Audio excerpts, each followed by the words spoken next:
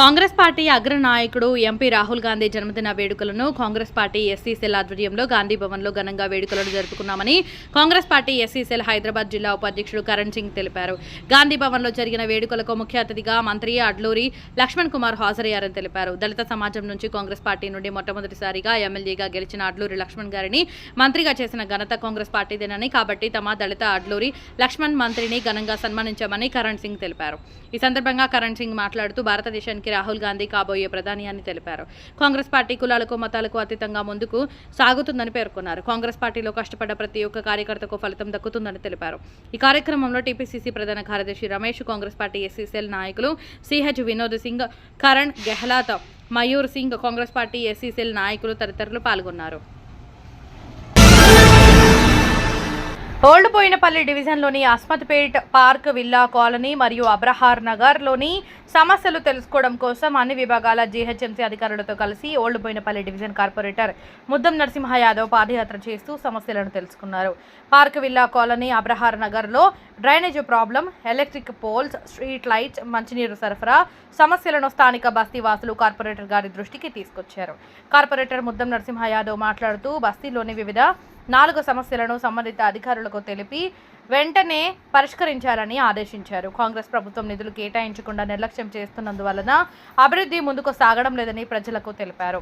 MLA Madhavaram Krishnarao సహకారంతో మరిన్ని నిధులు తీసుకొచ్చి అభివృద్ధి చేస్తామని తెలిపారు. ఈ కార్యక్రమంలో జీహెచ్ఎంసీ అధికారులు engineering department DE Nikhil, AE Asha, work inspector Srikanth, water works manager Teja, supervisor Laxman, Ramesh, town planning department Praveen, tree cutting Ganesh, GHMC జవాన్ Raju, SFA Srinivas Goud, electrical linemen Suresh, Prasad, Krishna, నియోజకవర్గ మైనారిటీ అధ్యక్షుడు సయ్యద్ ఇజాజ్ బాయ్, బీఆర్ఎస్ డివిజనల్ అధ్యక్షుడు Irfan bhai, general secretary Harinath, SC cell అధ్యక్షుడు బుర్రి యాదగిరి, నాయకులు విష్ణు, ఇరాలాల్, యూసఫ్, బాబాబాయ్, జేకే బాయ్, మోహిత్, ఖాదర్, ఇస్మాయిల్ తదితరులు పాల్గొన్నారు.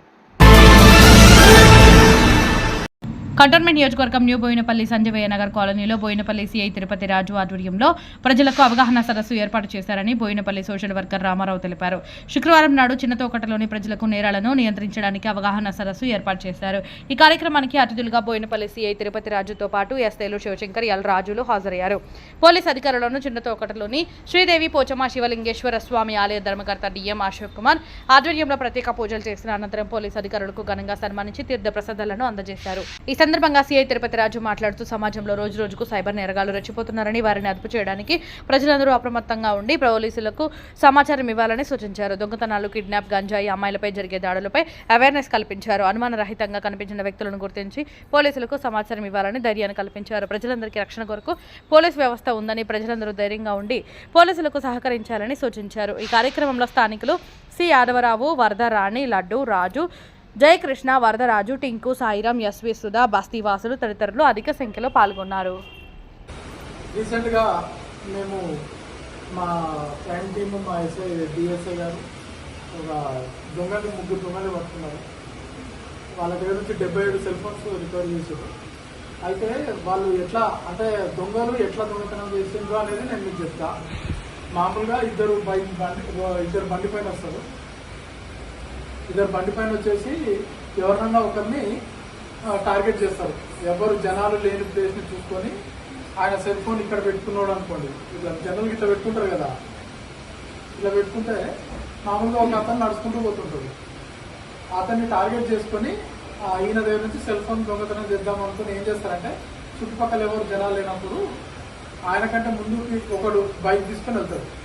వెళ్ళి బైక్ మీద నుంచి పడిపోతున్నట్టు యాక్ట్ చేస్తాడు. అయితే ఈ సెల్ ఫోన్ ఉన్న ఆయన ఏం చేస్తాడు, అరే ఆయన పడిపోతున్నాడు అని చెప్పేసి హెల్ప్ చేయడానికి పోతే ఇంకొక ఆయన వచ్చేసి ఆ క్రమంలో ఒక ప్లాస్టిక్ కవర్ అడ్డు ఏదో బట్టను అడ్డు పెట్టేసి తీసుకొని బండి ఎక్కేసి ఇద్దరు వెళ్తారు.